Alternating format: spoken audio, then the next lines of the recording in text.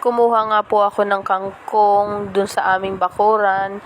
Yung dahon lang po ng kangkong at gagawin ko nga po ng kangkong chips.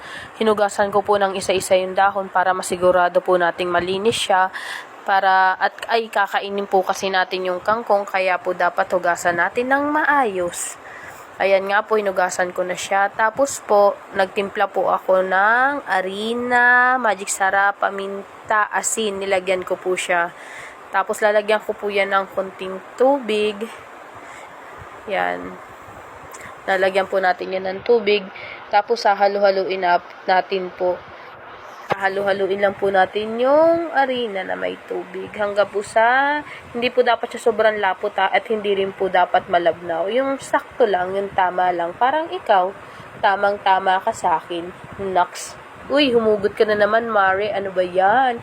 Haluin na ng haluin. Tapos, ayan, nagpainit na nga po ako. Yung kawali, nilagyan ko na rin po ng mantika.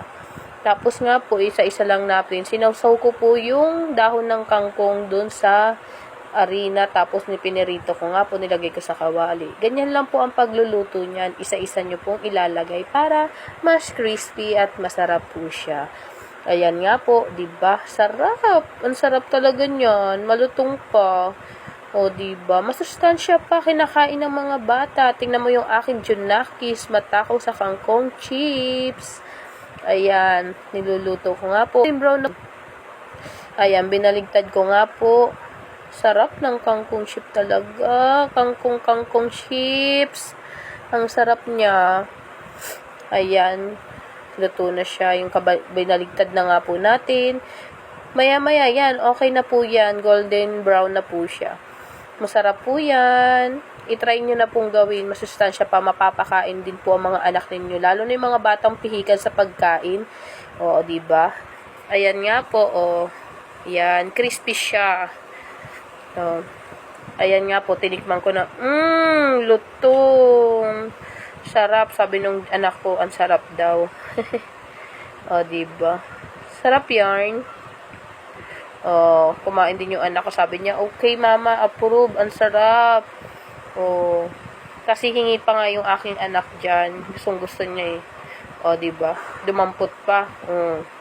Sarap. Oh, okay daw, sabi ng anak ko. Pinasay niya pa po yan. Ayan nga po. Tapos ito na po siya po nung naluto ko na siya lahat. O, diba? Sarap yan. Mas masarap siyang pasay-pasayin. Isawsaw mo sa suka o kaya sa tomat. Depende sa gusto mo. Pero yung mga anak ko, ang ulam nila manok po ha. Nagluto po kasi ako ng manok kaya po may arena.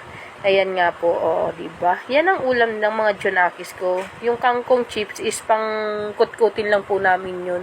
Maraming salamat po sa panonood.